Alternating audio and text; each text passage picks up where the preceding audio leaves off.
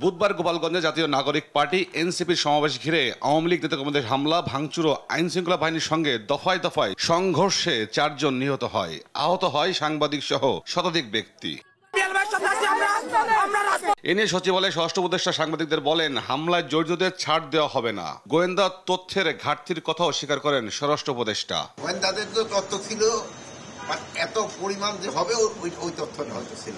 নির্দেশনা দিছি ওখানে, এখন ওখানে ভবিষ্যতে যেন এই ধরনের ঘটনা না ঘটে এই জন্য সব ধরনের। এদিকে গোপালগঞ্জে সংঘটিত সহিংসতা ও প্রাণহানির ঘটনায় তদন্তে স্বরাষ্ট্র সচিবের নেতৃত্বে উচ্চ পর্যায়ে কমিটি করেছে সরকার। প্রশ্নের জবাবে প্রধান উপদেষ্টার প্রেস সচিব জানান, আইন শৃঙ্খলা রক্ষায় যে কোনো অবৈধ কর্মকাণ্ড ও সহিংসতা জড়িতদের আইনের আওতায় নেওয়া হবে। প্রোব কমিটি করা হয়েছে সিনিয়র সেক্রেটারি হোম মিনিস্ট্রির নেতৃত্বে, এছাড়া ল মিনিস্ট্রি এবং পাবলিক অ্যাডমিনিস্ট্রেশন মিনিস্ট্রি থেকে 2 জন অ্যাডিশনাল সেক্রেটারি থাকবেন।